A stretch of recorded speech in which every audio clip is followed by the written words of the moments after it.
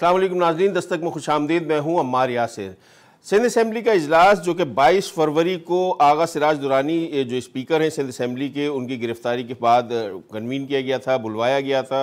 अब तक वो इजलास चल रहा है और आए रोज़ असम्बली के अंदर कोई ना कोई किसी न किसी मामले पर अपोजिशन नाराज़ होकर बॉयकॉट करती है या वॉकआउट करती है और हंगामा आराई की नज़र इजलास हो जाता है। आज भी कुछ ऐसा ही मामला हुआ और सिंध असम्बली में जो कायदे हिज़्ब इख्तिलाफ़ हैं, फिरदौस शमीम नकवी, उन्होंने आज एक प्रेस कॉन्फ्रेंस भी की तमाम हिज़्ब इख्तिलाफ़ के अरकान के साथ और उन्होंने मुसलसल एहतजाज की बात की। उन्होंने कहा कि जब तक मुतालबात पूरे नहीं किए जाएंगे उस वक्त तक ये एहतजाज जारी रहेगा। अब ये मुतालबात क्या है? गालिबन हिज़्ब इख्तिलाफ़ पब्लिक अकाउंट्स कमेटी की चेयरमैनशिप चाहती है और जो सिंध हुकूमत है वो चेयरमैनशिप पब्लिक अकाउंट्स कमेटी की देने के लिए राज़ी नहीं है। किन बुनियादों पे ये मुतालबा किया जा रहा है और क्यों सिंध हुकूमत ये उनका मुतालबा मानने के लिए तैयार नहीं है? और अगर ये सिंध असम्बली सिंध में उनको ये मुतालबा उनका पूरा नहीं होता तो ये एहतजाज कहाँ तक जाएगा और किस हद तक एहतजाज किया जाएगा? हमारे साथ मौजूद हैं कायदे हिज़्ब इख्तिलाफ़ सिंध असम्बली जनाब फिरदौस शमीम नकवी साहब। उनसे बात कर लेते हैं, उनसे जान लेते हैं कि मामला है क्या। फिरदौस शमीम नकवी साहब, अस्सलाम वालेकुम। सर ये फरमाइएगा कि क्या बोन ऑफ कंटेंशन क्या है? मामला कहां से खराब हुआ? क्योंकि हमने ये देखा था कि जब सिराज दुरानी साहब को गिरफ्तार किया गया और जब वो स्पीकर की हैसियत से ऐवान में आए तो सिंध हुकूमत की तरफ से, पीपल्स पार्टी की तरफ से करारदाद लाई गई। तवक्को ये थी कि पूरा हाउस उसको यूनानिमसली एक्सेप्ट करेगा और उसको मंजूर करेगा, लेकिन उस वक्त भी मामला हंगामा आराई की तरफ चला गया और आप लोगों ने बॉयकॉट कर दिया। क्या वजह है सर, क्यों मामला तय नहीं पा रहे आप लोगों के? पहले तो जी first to set the record straight, ये सेशन 6 से चल रहा है। ठीक है, आज 80 दिन हो गए इस सेशन को चलते हुए। इस असेंबली को अगस्त से चल रही है और अब मार्च के महीने में खड़े हैं जी। पहले माह के अंदर बिजनेस एडवाइजरी कमेटी बनानी चाहिए थी according to rules and procedure और उसकी जिम्मेदारी स्पीकर की थी, वो अभी तक नहीं बनी। स्टैंडिंग कमेटीज जो कि 38 हैं और 6 और कमेटियां यानी टोटल कमेटियां 44 हैं, वो बनाने की जिम्मेदारी हुकूमत वक्त की थी। आज 7 माह के बाद वो भी नहीं बनी। पब्लिक अकाउंट्स कमेटी जो कि सबसे अहम कमेटी है एक किसी भी पार्लियामान में, इससे कि उसके ज़रिए हुकूमत के अखराजात क्या वो सही तरीके से किए जा रहे हैं या नहीं, जो बजट में रकम दी गई है वो सही जगह पे लग रही है या नहीं, उसके ऊपर चेक रखना ये भी जिम्मेदारी उस कमेटी की होती है। अब सवाल ये पैदा होता है कि ये वो कौन सी चीज वजूहात हैं कि हुकूमत वक्त ये कमेटियां नहीं बना रही। इनके चार्टर ऑफ डेमोक्रेसी के अंदर क्लॉज 15 में बड़ा वाज़े तौर पे मोहतरमा ने भी उस पर सिग्नेचर किया है कि पब्लिक अकाउंट्स कमेटी के चेयरमैनशिप जो है वो चाहे कौमी असेंबली हो चाहे सूबाई, वो अपोजिशन के पास होगी। ठीक है, नेशनल असेंबली में उनका यही इरादा था, इसी के ऊपर वो एहतजाज कर रहे थे, जबकि पाकिस्तान तहरीक इंसाफ की वहाँ की हुकूमत ने ये ज़रूर कहा कि अपोजिशन को मिलेगी। सिर्फ उनको ऑब्जेक्शन जो था वो ये था कि नवाज शरीफ के ऊपर शहबाज शरीफ कैसे चेक होंगे। तो आप पीपल्स पार्टी के किसी लीडर का नाम दे दीजिए, हम उसको बना देंगे leader of the public accounts committee. Punjab में भी यही मसला है कि शहबाज शरीफ के ऊपर चेक हमजा शहबाज कैसे करेंगे। मेरे ख्याल से वो अकाउंटेबिलिटी के प्रोसेस को जिस तरीके से थप्पड़ मारने वाली बात है जब आप इस किस्म के चेयरमैन बनाएंगे। बलूचिस्तान की असेंबली के अंदर ऑलरेडी अपोजिशन के लीडर को पब्लिक अकाउंट्स कमेटी दे दी गई है। केपीके के अंदर उन्होंने एक रूल बनाया था जिसके अंदर यह था कि अगर कोई नाम अपोजिशन नहीं देती तो स्पीकर के पास हक है कि वो अपना किसी को नॉमिनेट कर दे, जो कि स्पीकर ने कर दिया। ठीक, हम पिछले 7 माह से इन कमेटियों को फाल करने की बात कर रहे हैं और बड़े तहम्मुल के साथ बैठे हुए थे। हमने 6 बिल भी पास किए इन असेंबली में, वो टेम्पररी स्टीयरिंग कमेटीज को रेफर हुए। लेकिन आप ये समझें कि अगर इस असेंबली के अरकान को अवाम की सही मानों में खिदमत करनी है तो उन सबको किसी न किसी कमेटी में भी जाना पड़ता है, और पब्लिक अकाउंट्स कमेटी का एक बहुत ही फाल किस्म का है। जब तक ये कमेटियां नहीं बनती जमहूरी निज़ाम मुकम्मल नहीं होता। तो इस वक्त इलेक्शन तो हो गए लेकिन जमहूरी निज़ाम मुकम्मल नहीं हुआ और 7 माह गुजर गए। पीपीपी का माजी का रिकॉर्ड भी ऐसा है कि वो ये काम को बहुत सुस्त रवि के साथ लेती है। पब्लिक अकाउंट्स कमेटी की पिछले हफ्ते आप ही के चैनल पे से मैं रिपोर्ट सुन रहा था कि सेक्रेटरी ऑफ द असेंबली ने लिखा है टू द चीफ सेक्रेटरी कि 10 साल से ये पब्लिक अकाउंट्स कमेटी फाल नहीं है, और 11 साल के अंदर टोटल जो नुक्तों का जिनका तस्वीया हो सका है जो ऑडिटर की रिपोर्ट में आए हैं वो सिर्फ 10 है। 2016 की और 17 के अकाउंट्स की ऑडिटर की रिपोर्ट मार्च 2018 में आई। अभी तक उस रिपोर्ट के रिव्यू के लिए किसी कमेटी के सामने पेश नहीं किया गया। इसी तरह मुख्तलिफ रिपोर्ट्स, इवन बजट की परफॉर्मेंस की रिपोर्ट्स असेंबली के फ्लोर के ऊपर हर क्वार्टर पे पेश करना हुकूमत वक्त की जिम्मेदारी है। हैरानकुन बात यह है कि परसों का जो एजेंडा था उसमें गवर्नमेंट बिजनेस एक भी नहीं था। अब ये हाउस 80 दिन से बदस्तूर चल रहा है। रोज इस हाउस की कन्वीन करने पे जो खर्चा होता है वो तकरीबन 50 लाख है यौमिया। अब 50 लाख यौमिया खर्च हो रहा है, अवाम की कोई खिदमत नहीं हो रही, अवाम के कोई मिसाइल डिस्कस नहीं हो रहे। अच्छा, फिरदौस शमीम नकवी साहब, कलामी की माजरत में चाहूंगा, ये फरमाइएगा कि आप लोग चाहते हैं कि पीएसी की चेयरमैनशिप आपको मिले जिस तरह नेशनल असेंबली में अपोजिशन के पास है या पंजाब असेंबली में दीगर जगहों पे, लेकिन पीपल्स पार्टी ये नहीं देना चाहती। एक तो वो रीजन ये देते हैं कि आप लोग सीओडी के सिग्नेटरीज नहीं हैं, एक उनका रीजन ये है। आपकी नजर में बेसिक रीजन आपकी नजर में क्या हो सकता है, क्यों आपको वो चेयरमैन नहीं बनाना चाहते पीएसी का? देखिए, बड़ी वाज़ेह सी बात है, वो जो सीओडी की बात कर रहे हैं तो सीओडी पे तो उन्हीं ने खुद अमल नहीं किया। जैसे कि सीओडी के एक चार्टर में बड़ी डायरेक्टली लिखा हुआ है कि एमक्यूएम से कोई पार्टी कोई राब्ता नहीं करेगी, और उन्हीं ने एमक्यूएम के साथ राब्ता भी किया, कोएलिशन गवर्नमेंट भी बनाई। ये सीओडी का कौन सा क्लॉज है सर? मांगा सब कुछ। ये कौन सा क्लॉज आप रेफर कर रहे हैं सीओडी का? ये मैं आपको एग्जैक्ट नंबर बता दूंगा, लेकिन उसके अंदर बाकायदा सीओडी के अंदर ये लिखा हुआ है कि no party shall make any contact with MQM. ये उसमें आप देख लीजिएगा, वो मिल जाएगा आपको। एग्जैक्ट क्लॉज नंबर भी आपको रेफर कर दूंगा। अच्छा, अब जो लेकिन इनकी मोहतरमा बेनजीर भुट्टो का कॉल है। अभी इनके चेयरमैन ने जिस वक्त नेशनल असेंबली की बात हो रही थी उन्होंने चार्टर ऑफ डेमोक्रेसी को नहीं रेफर किया था, उन्होंने जमहूरियत के असूल की बात की है। और मैं भी यही कहता हूं कि दुनिया भर में जहां पार्लिमानी निज़ाम होता है उसके चेक एंड बैलेंस रखने के लिए और जमहूरियत को फाल रखने के पब्लिक अकाउंट्स कमेटी हमेशा अपोजिशन के पास होती है। लेकिन गुज़श्ता 10 साल तो नहीं थी, जल्द से जल्द तश्कील होनी। सर, गुज़श्ता 10 सालों से पाकिस्तान पीपल्स पार्टी हुकूमत कर रही है सूबे में। चले 2008 में तो एमक्यूएम वाले उनके एलाइज थे, लेकिन 2013 के बाद भी उन्होंने पीएसी की चेयरमैनशिप दी नहीं किसी को भी। उसकी वजह, अगर आप बड़े समझदार एंकर हैं, आप जानते होंगे कि 2013 की जो रिपोर्ट है वो किसी ने कंसिडर तो करनी थी ना।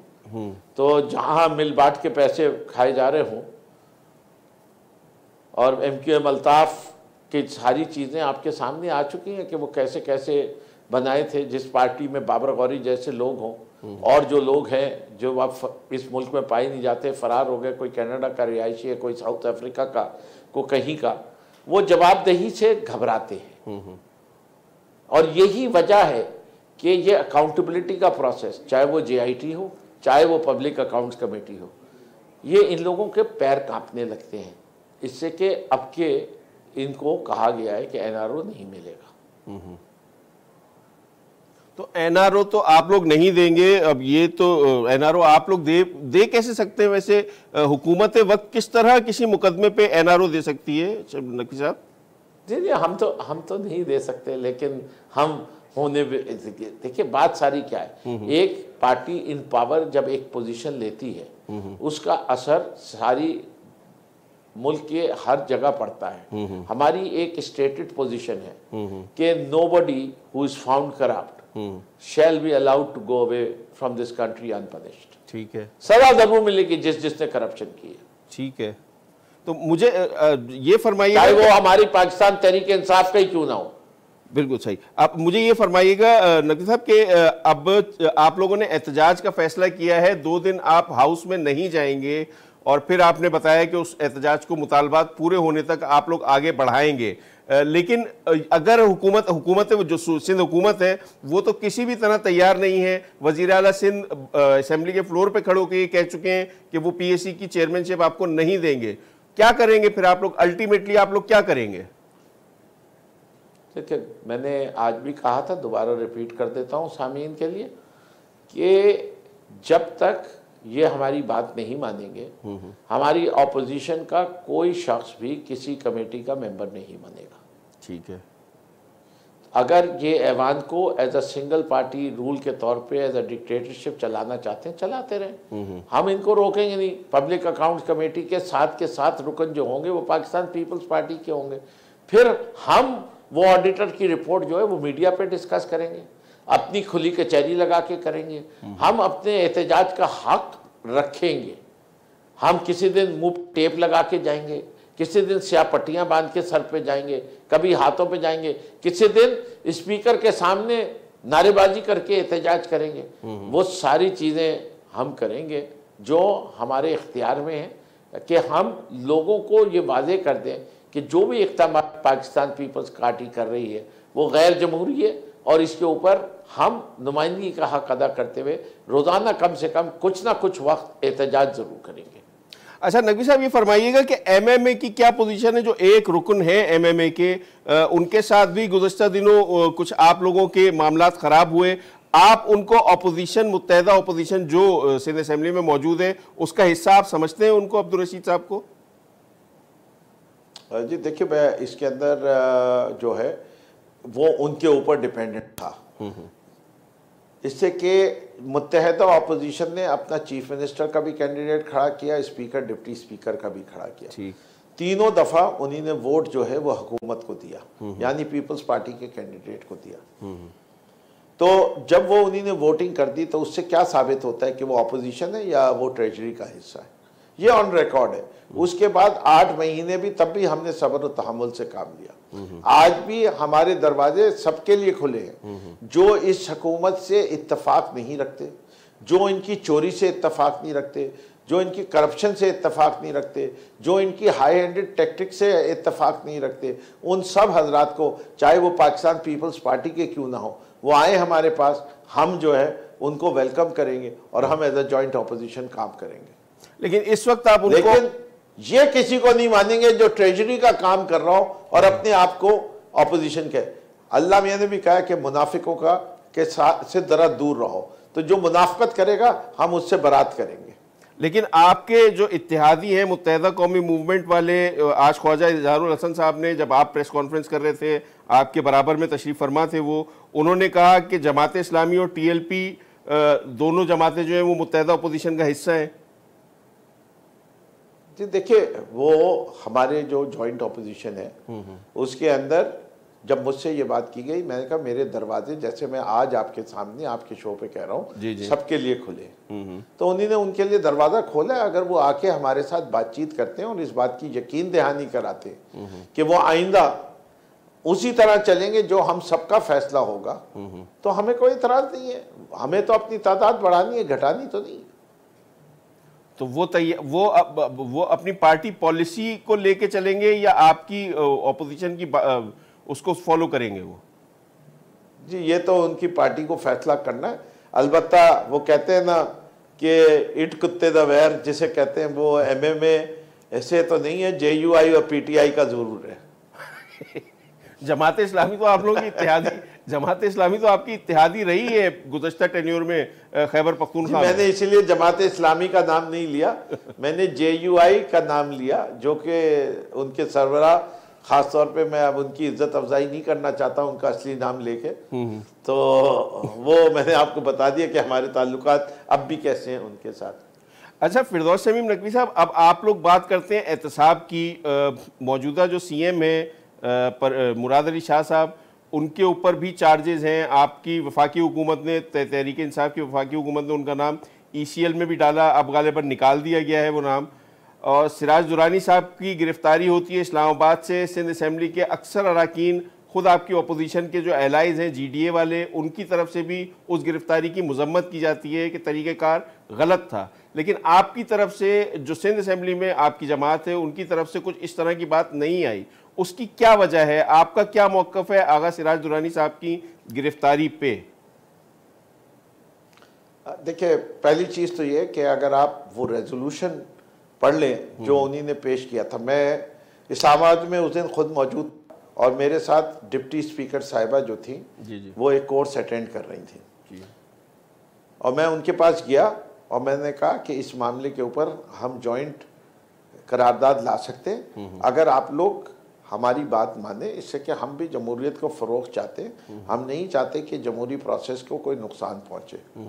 लेकिन उन्होंने जो कंडेमनेशन की और जो बातें उन्होंने नैब के ख़िलाफ़ और इदारों के ख़िलाफ़, हुकूमत वक्त के ख़िलाफ़ उस रेजोल्यूशन में डाली, हम एक जॉइंट ड्राफ्ट पे भी एग्री कर गए थे। हम सुबह से लेके शाम तक तकरीबन वो कर गए। वो आखिरी दफ़ा उन्होंने कहा कि हमें मुराद अली शाह साहब के पास इसे लेके जाना है, एग्री ड्राफ्ट था सारी, वो मुराद अली शाह साहब ने रिजेक्ट कर दिया। और ये पीपल्स पार्टी का वतीरा रहता है, वो वक्त लेते हैं, फिर आखिर में कोई चीज़ ऐसी कह देते हैं जिसके बाद वो चीज़ होती नहीं है, चाहे वो बेटियों का मसला हो, चाहे कोई और मसला हो। और इनको अगर आपके प्रोग्राम में वक्त होगा तो मैं वो भी बता दूंगा कि मैं ये किस बुनियाद पे कह रहा हूँ। लेकिन आज जो सूरत हाल है वो कुछ फ़र्क हो गई है। सिर्फ ये नहीं है कि स्पीकर साहब के अरेस्ट किया गया है किसी रेफरेंस के ऊपर, उसके बाद उनके मीडिया की रिपोर्ट्स के लिहाज से और नैब की रिपोर्ट के लिहाज से उनके बहुत सारे असासे भी और आए हैं जो उन्होंने कहीं भी डिक्लेयर नहीं किए हुए। ठीक, मैं समझता हूँ इस कुर्सी का तकद्दुस का तकादा ये है कि जो शख्स इस पे बैठे वो ईमानदार भी हो, दयानतदार भी हो और बकौल हिंदी के अल्फाज पवित्र भी हो।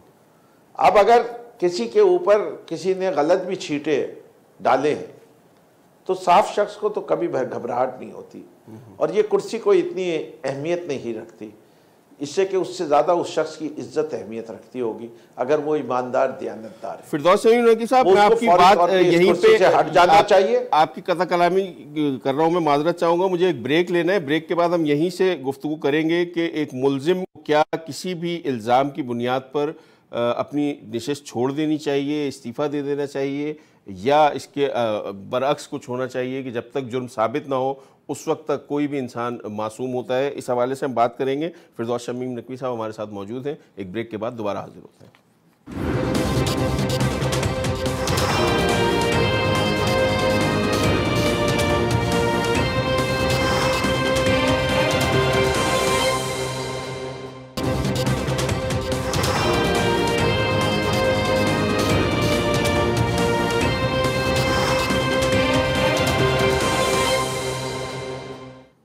ब्रेक से पहले हमारे साथ प्रोग्राम में मौजूद थे कायदे हिज़्ब इख्तिलाफ सिंध असम्बली फिरदौस शमीम नकवी साहब। उनकी कुछ मसरूफियात थी जिसकी वजह से उन्हें जल्दी जाना था, हमने उनको फिर जाने दिया, इसलिए उनको रोका नहीं।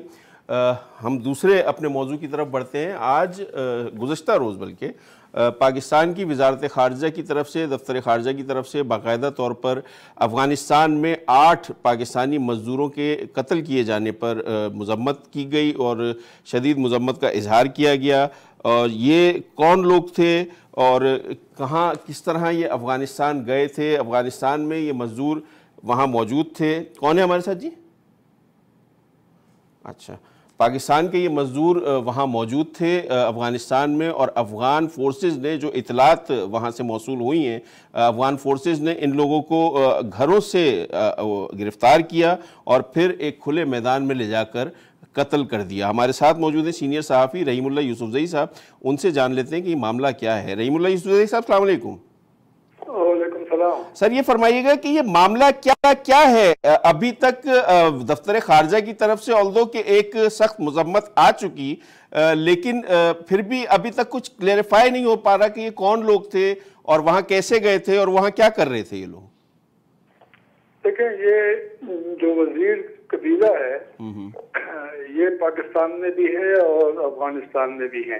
ठीक। ये वाकया अफगानिस्तान के सूबे पक्तिका में हुआ है, बिरमल का इलाका है, और यहाँ पे जो वजीर रहते हैं तो उनका पाकिस्तान भी आना जाना है, रिश्तेदारियां हैं, और इनके घर इस तरफ भी हैं और उस तरफ भी हैं, तो ये पाकिस्तानी हैं।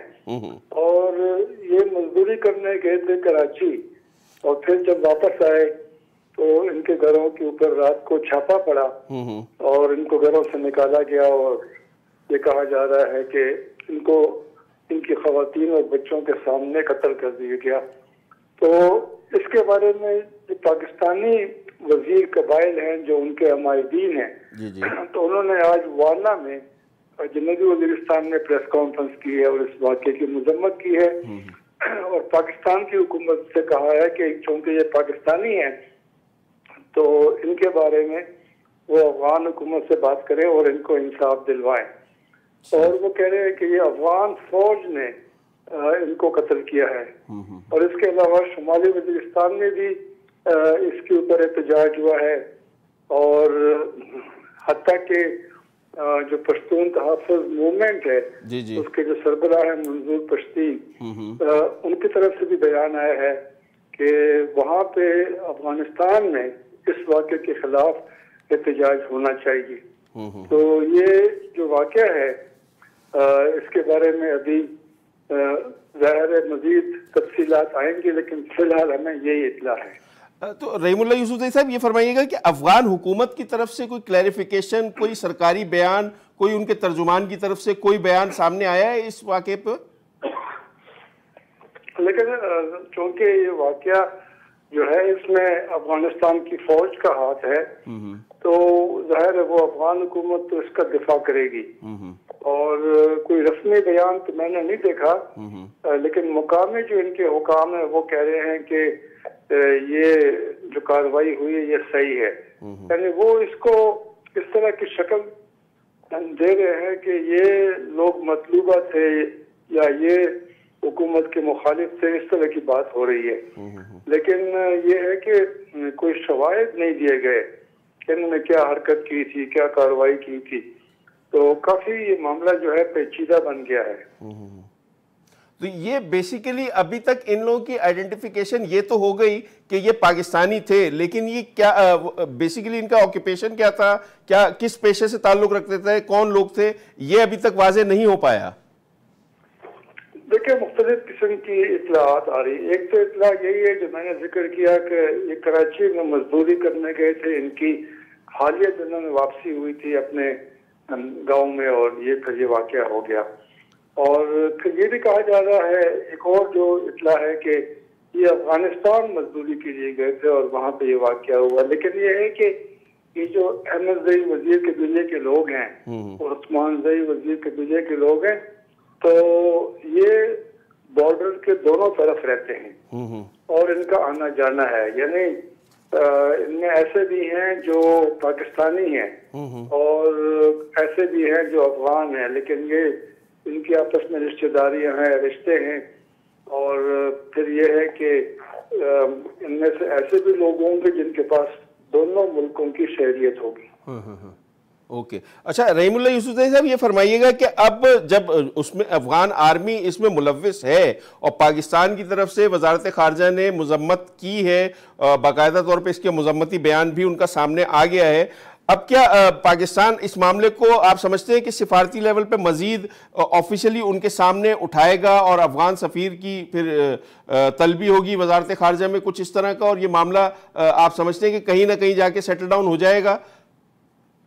देखिए, वजारत खारजा ने तो इसलिए एहतजाज किया है, वाक़े की मजम्मत की है कि पाकिस्तानी कबायली अमायदीन बड़े गुस्से में हैं, नाराज हैं, और उन्होंने पाकिस्तान की हुकूमत से कहा था कि वो इस मामले को उठाएं। पाकिस्तान ने तो अपना जो भी बयान था वो दे दिया। अफगान हुकूमत जाहिर है उसका जवाब देगी, लेकिन मैं समझता हूँ कि शायद पाकिस्तान की हुकूमत इस मामले को मजीद ना आगे लेकर जाए, क्योंकि ताल्लुकात अफगानिस्तान के साथ वैसे ही खराब हैं। और अभी हालिया दिनों में जो तालिबान और अमेरिका के मुज़ाकरात हो रहे हैं, इसमें पाकिस्तान का बड़ा अहम किरदार है। अफगान हुकूमत पाकिस्तान से नाराज भी है कि अभी तक अफगान हुकूमत को मुज़ाकरात में शामिल नहीं किया गया, और ज़ाहिर अमेरिका की कोशिश है कि तालिबान अफगान हुकूमत से भी मुज़ाकरात करें। तो मेरे ख्याल में मामलात काफी इस वक्त जो है वो नाजुक मोड़ पे हैं, और वो जो अमन मुज़ाकरात हो रहे हैं उनको कामयाब बनाने के लिए कोशिशें होंगी। तो पाकिस्तान नहीं चाहेगा कि अफगान हुकूमत जो है उससे मामलात को मजीद बिगाड़ा जाए। ओके, अच्छा सर, ये फरमाइएगा कि अब पाकिस्तान ने मजम्मत कर दी, तो ये 8 लोगों की लाशें पाकिस्तान वापस आ चुकी हैं या इनको वहीं दफना दिया गया है, ये या आएंगी अभी लाशें इनकी? देखिए, लाशों की पाकिस्तान पहुंचाने की कोई इत्तला नहीं है। ओके। और ये भी वाज़ेह नहीं है कि क्या अफगान हुकूमत ये लाशें जो है ये पाकिस्तान आने देगी। मेरे ख्याल में वो वहीं पर उनको फिलहाल दफना दिया गया होगा, और हालात जो हैं उसकी मजीद जो वजाहत सामने आएगी जब उनके घर वाले जब वो ये फैसला करेंगे कि इनको कहाँ दफनाना है या किस तरह ये मामला हल करना है। मेरे ख्याल में इसमें अभी मुकामी जिरगे भी काम करेंगे और मकामी जो रिवाज है उसके मुताबिक मसले को हल करने की कोशिश होगी। अच्छा रहीमुल्लाह यूसुफ साहब, ये फरमाइएगा, आपने फरमाया कि जो वजारत खारजा की तरफ से बयान आया वो दरअसल जो कबायली अमायदीन हैं वो गुस्से में थे, उन्होंने ये कहा था कि पाकिस्तान की तरफ से ये जाना चाहिए। तो क्या जो आज मजम्मत की गई है, जो ऑफिशियली जो प्रेस रिलीज जारी किया गया है, जो ट्वीट की है वजारत खारजा के तर्जुमान ने, आप समझते हैं कि ये अमायदीन के लिए उनकी सेटिस्फेक्शन के लिए काफ़ी है, वो सेटिस्फाई हो जाएंगे? मेरे ख्याल में एक हद तक तो वो मुतमईन हो जाएंगे कि पाकिस्तान की हुकूमत ने नोटिस लिया है, मजम्मत की है, एहतजाज किया है। अब ये है कि कहीं ऐसा ना हो कि अफगानिस्तान की हुकूमत इसको अपने मामलात में मुदाखलत समझे, क्योंकि ये वाक़या तो अफगानिस्तान में हुआ है, तो बड़ा मोहतात रहना पड़ता है, क्योंकि अफगानिस्तान की हुकूमत को एक बहाना चाहिए और वो हर मामले पे फिर पाकिस्तान के ऊपर इल्जामात लगाती है। तो मैं समझता हूँ कि ये जो वाक़या हुआ इसके बारे में कोशिश की जाएगी कि इसकी वजह से ताल्लुकात मजीद खराब ना हो जाए। अच्छा सर, आपने ये फरमाया कि अफगान हुकूमत से ताल्लुकात बिलाशुबा वजह तो वही है जो तालिबान के साथ इस वक्त मुज़ाकरात हो रहे हैं, अमेरिका के, कतर में हो रहे हैं, डिफरेंट जगहों पे हो रहे हैं, पाकिस्तान में भी होने थे लेकिन वो ना हो सके। लेकिन अब पाकिस्तान इस मामले को, स्पेसिफिकली इस मामले को लेके अफगान हुकूमत के साथ ताल्लुकात जो आप बता रहे हैं कि ये अभी इसी मामले पर ख़राब है, तालिबान वाले मामले पे, क्या उस पर कोई असरअंदाज होगा ये वाला वाकया, या ये बस अब हम समझे कि ये मामला ख़त्म हो गया, अब इस मामले पे मजीद कोई बात पाकिस्तान की तरफ से नहीं होगी और अफगानिस्तान की तरफ से भी खामोशी ही रहेगी? देखिए, अगर अफगान हुकूमत ने ये कहा कि ये जो लोग मारे गए ये इनके ऊपर शक था या ये दहशतगर्द थे या ये तालिबान थे, इस तरह का अगर कोई इल्जाम लगा दिया और पाकिस्तान ने उनका दिफा करना चाहा, उनके लिए इंसाफ मांगा, तो फिर ये एक इशू बन जाएगा। और मैं इसलिए कह रहा हूँ कि अफगानिस्तान के हवाले से मामला तो बड़े मोहतात तरीके से जो है उसके ऊपर बात होती है, और मामलात को हल करने की कोशिश होती है। तो अब मेरे ख्याल में कल शायद सूरत हाल कुछ मजीद वाज़ेह हो जाए, लेकिन फिलहाल तो हमारे जो कबायली अमायदीन हैं वो बड़े गम और गुस्से में हैं। और आपने देखा उन्होंने प्रेस कॉन्फ्रेंस की है वाना में, और अभी मुमकिन है कि शुमाली वज़ीरिस्तान में भी मजीद एहतजाज हो। तो फिर पाकिस्तान की मजबूरी है कि उन्होंने इस मामले को उठाना है, क्योंकि ये कहा जा रहा है कि ये पाकिस्तानी है, अच्छा, पाकिस्तानी शहरी है और इनको कत्ल किया गया है। सर ये पाकिस्तान का तो हक बनता है कि अपने बिल्कुल शहरियों के बारे में वो इस तरह का इकदाम उठाए। और अगर ये अफगानिस्तान में थे और ये वाक़या हुआ है, फिर भी पाकिस्तान को ये हक हासिल है कि वो इनकी बात-पुस करे और अफगान हुकूमत से कहे कि वो इस मामले की तहकीकात करवाएं और इनके ख़ानदानों को इंसाफ दिलवाएं। अच्छा रहीमुल्लाह साहब, ये फरमाइएगा कि कबायली अमायदीन का आपने जिक्र किया, अब ये वही अमायदीन है जो बॉर्डर के दोनों तरफ मौजूद हैं, इनके ख़ानदान एक ही हैं, एक ही कबीला है, तो यहाँ वाले जो कबायली अमायदीन हैं जो पाकिस्तानी हुदूद में हैं वो गुस्से में हैं, तो जो इन्हीं के जो उस तरफ बॉर्डर के उस पार लोग हैं उनके बारे में क्या इतलात है कि वो इस मामले पे किस तरह रिएक्ट कर रहे हैं? देखिए, ये जो वाक़या बिरमल के इलाके में हुआ है पक्तिका के सूबे में, ये शुमाली वज़ीरिस्तान और जनूबी वज़ीरिस्तान से जुड़ा हुआ है। और यहाँ पे जो वज़ीर कबाइल की एक शाख है उसको काबल खेल कहते हैं, वो रहते हैं। और फिर उनमें एक और शाख है उसको मलिक शाही कहते हैं। तो यहाँ पर भी ये लोग हैं पाकिस्तान में, और उस तरफ भी हैं, तो ये एक ही लोग हैं। उस पार अगर हैं तो उनकी भी ज़ाहिर हमदर्दियाँ होंगी इन लोगों के साथ जिनको कत्ल किया गया है। तो मैं समझता हूँ कि ये एक कबायली मामला है, कबायली मामला बन भी जाएगा, और ये मुमकिन है कि ये कबायली जो अमायदीन है पाकिस्तान में है या अफगानिस्तान में है, वो मिलकर इस मसले को उठाएंगे और अफगान हुकूमत से बात करेंगे। ठीक है। अच्छा, बस रहीमुल्लाह यूसुफ़ज़ई साहब, आखिर में थोड़ी सी हम गुफ्तगू जो कबायली इज़्ला में अदालती निज़ाम अब के बाद अब जेलों का भी मंजूरी दे दी गई है, उसके हवाले से हम थोड़ी सी बात आपसे करना चाहेंगे कि ये फाटा मर्जर के हवाले से जो मामलात पूरे चल रहे थे उसमें काफ़ी आप समझते हैं कि कुछ स्लो हो गया है मामला, कुछ तेज़ी से आगे नहीं बढ़ रहा और इसमें टाइम लगेगा अभी मज़ीद मर्जर में? देखिए, ये इंजमाम का फैसला पिछले साल मई में हुआ था, तकरीबन 10-11 महीने हो गए, और उस वक्त तो ये फैसला जल्दबाजी में हो गया था, क्योंकि पाकिस्तान मुस्लिम लीग नवाज की हुकूमत थी। उन्होंने चाहा कि हुकूमत की मुद्दत पूरी होने से पहले वो इंजमाम कर दें। ये सियासी मामला बन गया था, काफी इख्तलाफात सामने आए थे। अब ये है कि चूंकि पूरी तैयारी नहीं थी तो काफी मामलात अभी हल किए जा रहे हैं, उसमें देर लग रही है, वसाइल की भी कमी है, तवज्जो की भी कमी है। और अब ये है कि मेरे ख्याल में पहला जो बड़ा फैसला है वो यही है कि 28 जज जो हैं उनको मुकर्रर किया गया सबका फाटा के लिए, और इनकी यहाँ तरबियत भी हुई है और अभी इनको तैनात कर दिया गया है।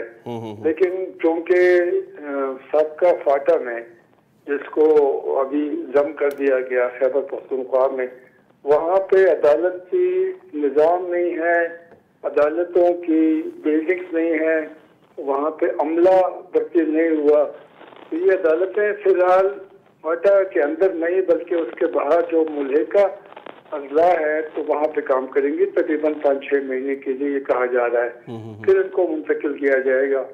वो भी तब होगा जब ये वसाइल मुहैया होंगे। मेरे ख्याल में तकरीबन 14 अरब रुपए इसके लिए चाहिए।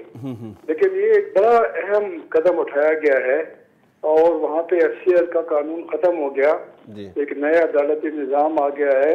सुप्रीम कोर्ट और पेशावर हाई कोर्ट का दायरा कार बढ़ा दिया गया है। तो अभी जो जज हैं इनके सामने वो सारे जो पिछले मुकदमात हैं जिनके फैसले नहीं हुए, नए मुकदमात वो आएंगे, और कबायली अवाम देख रहे हैं कि इस नए निज़ाम में क्या उनको बर वक्त और सस्ता इंसाफ मिलेगा या नहीं।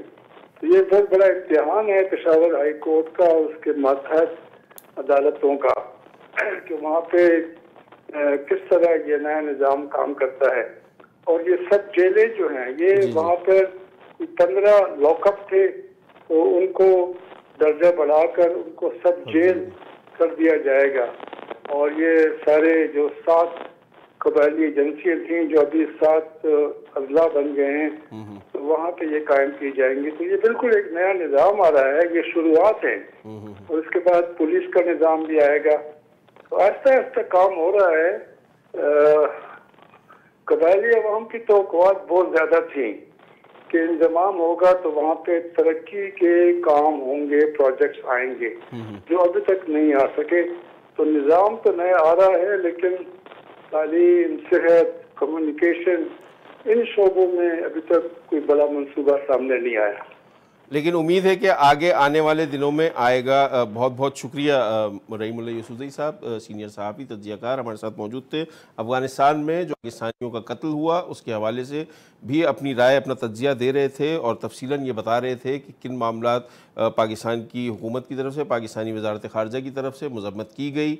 और अब कबायली जो वहाँ पे के कबायली अमायदीन हैं वो सख्त नाराज़ हैं और सख्त गुस्से में हैं इस पूरे मामले पर। इसके अलावा इंफ्रास्ट्रक्चर जो कबायली अजला हैं, जो फ़ाटा, साबका फ़ाटा है जिसको मर्ज किया जा रहा है अब खैबर पख्तूनख्वा में, उसका फ़ैसला किया गया है, उसके हवाले से उनका कहना था कि वहाँ पे लोगों की उम्मीदें कुछ ज़्यादा थीं, लेकिन काम की रफ्तार कुछ कम है, इतनी तेज़ नहीं है। इंफ्रास्ट्रक्चर चाहिए, ह्यूमन रिसोर्स चाहिए, अदालती निज़ाम बिल्कुल है, लेकिन वहाँ जजेस तैनात किए जाने हैं।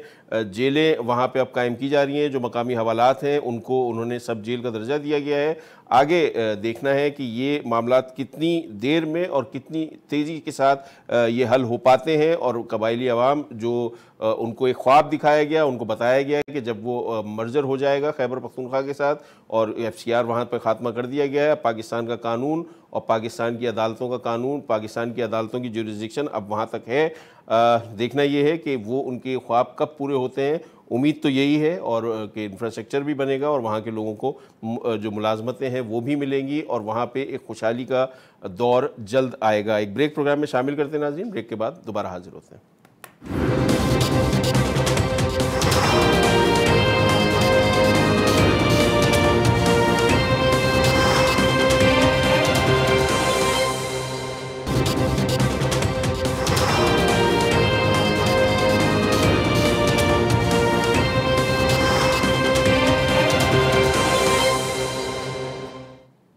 अफ़गानिस्तान में 8 मज़दूरों को जो पाकिस्तान से ताल्लुक़ रखते थे उनके कत्ल के हवाले से हम अभी बात कर रहे थे रहीमुल्लाह यूसुफज़ई साहब से। उन्होंने ये बिल्कुल दुरुस्त तौर पे ये भी फरमाया कि पाकिस्तान क्योंकि जो अफ़गान तालिबान हैं उनके और अमेरिका के मुज़ाकरात करवाने में पाकिस्तान का एक अहम किरदार है और अफ़गान हुकूमत क्योंकि इन मुज़ाकरात से बाहर है और इसीलिए वो इन पाकिस्तान के साथ नाराज़ भी हैं।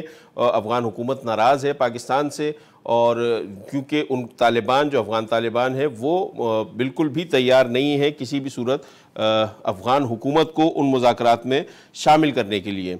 अब इतलात ये आ रही हैं कि अफ़गान तालिबान का वफ़द कल पाकिस्तान पहुंच रहा है और अमेरिका और तालिबान के दरमियान जो अफ़गान तालिबान के दरमियान जो मुज़ाकरात चल रहे हैं वो भी किसी न किसी हद तक इत्तफ़ाक़ राय उसमें हुआ है कुछ बातों पर और वो किसी नतीजे पर अब पहुंचने लगे हैं। अफ़गान सरजमीन से जो अमरीकी फ़ौज का इनखला है, जो अफ़गान तालिबान का एक बहुत बड़ा मुतालबा है, उस पर भी इतलात ऐसी हैं कि इत्तफ़ाक़ राय हो गया है।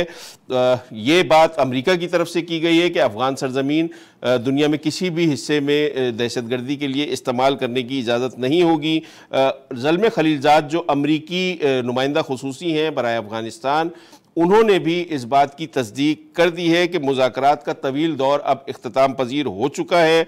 उनका कहना यह है कि अमन की सूरत हाल में काफ़ी बेहतरी आई है। अब देखना यह है कि जो मामलात तय पा चुके हैं तो क्या मौजूदा जो अमरीकी सदर हैं डोनाल्ड ट्रंप, वो क्योंकि उन्होंने कुछ ऐसे इक़दामात लिए जैसे शुमाली कोरिया के साथ उन्होंने मुज़ाकरात किए, गो के उन्हें उसके अंदर कोई ऐसी ख़ास कामयाबी नहीं मिल सकी उसमें, लेकिन फिर भी उन्होंने एक मुज़ाकरात का दरवाज़ा खोला और शुमाली कोरिया के सरबराह से उन्होंने बराह रास्त मुलाकात की और ये सिलसिला अब भी जारी तैयारी है अफगानिस्तान से फ़ौजें निकालने का, अमरीकी फ़ौजें निकालने का फ़ैसला बहुत पहले अमरीकी जो इससे कबल सदर थे बराक ओबामा, उन्होंने भी अपनी इलेक्शन कैंपेन में किया था, लेकिन वो अपने पूरे दौर में इस वादे को पूरा नहीं कर सके थे। अब जब डोनाल्ड ट्रंप ने भी ये वादा किया था, अब जब सूरत हाल ऐसी हो गई है, देखना ये है कि अफ़गान हुकूमत इस तमाम मामले में, इस तमाम सूरत हाल में अफ़गान हुकूमत कहाँ स्टैंड करती है, क्योंकि ये मामलात बराह रास्त अफ़गान हुकूमत और अफ़गान तालिबान और अमरीकी हुकूमत के दरमियान हो रहे थे, जिसमें अफ़गान हुकूमत शामिल नहीं थी। जो मौजूदा अफ़गानिस्तान की हुकूमत है वो इसमें शामिल नहीं थी। अगर ये मामला तय पाते हैं तो आने वाले दिनों में जो अफ़गानिस्तान में इंतखाबात होने हैं उसके हवाले से क्या फ़ैसला किया जाता है, क्या वो इंतखाबात होंगे, क्योंकि एक दफ़ा वो इंतखाबात मुलतवी किए जा चुके हैं। अब अगर ये मामलात अमेरिका और अफ़गान तालिबान के दरमियान तय पा जाते हैं तो अफ़गानिस्तान का जो पॉलिटिकल सिस्टम है वो कैसा होगा, उसके अंदर क्या इलेक्शन होंगे या जमहूरी सिस्टम होगा, उसमें तालिबान हिस्सा लेंगे, और अगर लेंगे तो फिर आगे क्या सूरत हाल होगी, किस तरह मामलात चलेंगे। और मौजूदा जो सदर है अफ़गानिस्तान के अशरफ गनी और चीफ़ एग्जीक्यूटिव डॉक्टर अब्दुल्ला ये दोनों हजरात कहाँ स्टैंड करेंगे, इनकी क्या स्टैंडिंग होगी, क्योंकि हामिद करज़ई हो जाएं या दीगर अफ़गान सियासी रहनुमा हो जाएं, उनकी मुलाकात अफ़गान तालिबान के साथ रशिया में होने वाले जो एक कॉन्फ्रेंस थी उधर उनके मुलाकात हुई, उनकी मुलाकात भी हुई, मुज़ाकरात भी हुए, लेकिन अफ़गान हुकूमत उस अमल से भी बाहर रही थी। देखना ये है कि अफ़गानिस्तान में, क्योंकि अफ़गानिस्तान में अगर अमन आएगा तो ख़ित्ते में भी इसके काफ़ी असरात होंगे। इस पूरे मुआहदे के क्या मुआहदा तय पाता है, क्या मामलात तय पाते हैं, क्या फ़ैसले होते हैं, आने वाले दिन बहुत इम्पॉर्टेंट है। इस स्पेसिफिकली इस मामले के हवाले से देखना ये है कि अब जो भी, अब जैसे कि दोनों तरफ से ये कह दिया गया है कि मुज़ाकरात का तवील दौर इख्तिताम पजीर हो चुका है। अब जब मुज़ाकरात ख़त्म हो चुके हैं तो यकीनी तौर पे कोई ना कोई एलामिया सामने आना चाहिए, या जो भी जिन नुकात पर दोनों पार्टीज़ की तरफ से जो मुआहदा हुआ है वो सामने आएंगे, तो उस पर मज़ीद हम आने वाले दिनों में गुफ्तगू करेंगे। आज के प्रोग्राम से नाज़रीन हमें इजाज़त दीजिए। खुदा हाफिज़।